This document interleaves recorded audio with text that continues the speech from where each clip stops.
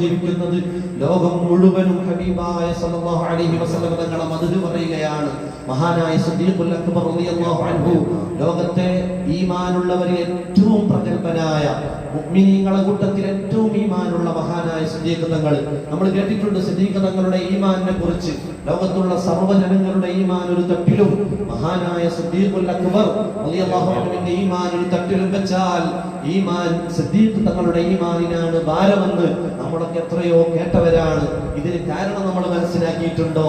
ബഹുമാനപ്പെട്ട സിദ്ദീഖ് തങ്ങൾ വലിയ നിസ്കാരക്കാരനായതുകൊണ്ട് മാത്രമല്ല, അവിടെ നിന്ന് ഒരുപാട് നോമ്പനുഷ്ഠിച്ചതുകൊണ്ടല്ല, അവിടെ നിന്ന് ഒരുപാട് മറ്റു സൽക്കർമ്മങ്ങൾ ചെയ്തത് കൊണ്ടല്ല, അതിന്റെ ഒക്കെ പുറമെ മഹാനായ സിദ്ദീഖ് തങ്ങൾക്കുള്ള പ്രത്യേകത ലോകത്തെ ഏറ്റവും കൂടുതൽ ഹബീബായ സല്ലല്ലാഹു അലൈഹി വസല്ലം തങ്ങളെ ഏറ്റവും കൂടുതൽ മഹബ്ബത്ത് വെച്ചത് മഹാനായ സിദ്ദീഖ് തങ്ങളാണ്.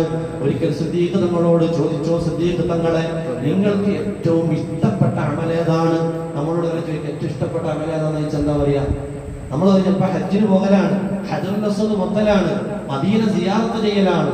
എന്നാൽ മഹാനായ സിദ്ദീഖ് തങ്ങളോട് ചോദിച്ചു, ഈ ലോകത്തെ ഏറ്റവും പുണ്യമായി കണക്കാക്കപ്പെടുന്ന അങ്ങേക്ക് ഏറ്റവും ഇഷ്ടപ്പെട്ട അമൽ ഏതാണെന്ന് ചോദിച്ചപ്പോ മഹാനായ സയ്യിദുനാ അബൂബക്കർ സിദ്ദീഖ് റളിയല്ലാഹു അൻഹു പറഞ്ഞ മറുപടി നമ്മൾ എപ്പോഴും ഓർക്കണം. അത് വലിയൊരു അമലാണെന്ന് നമുക്ക് തോന്നും.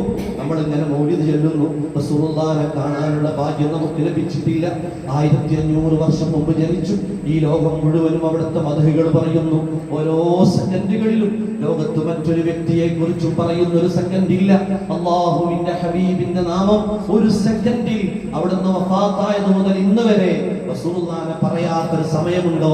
ലോകത്ത് ബാങ്ക് വിളിക്കാത്ത സമയമുണ്ടോ? അഷ്ഹദു അന്ന മുഹമ്മദൻ റസൂലുള്ളാഹ് നിസ്കരിക്കാത്ത വക്തുണ്ടോ? നിസ്കരിക്കും അസ്സലാമു അലൈക അയ്യുഹൻ നബിയു ലോകത്ത് ഒരു സെക്കൻഡിൽ ഏതെങ്കിലും ഒരു മുഅ്മിന് പറയാത്തൊരു സെക്കൻഡ് ഇല്ല.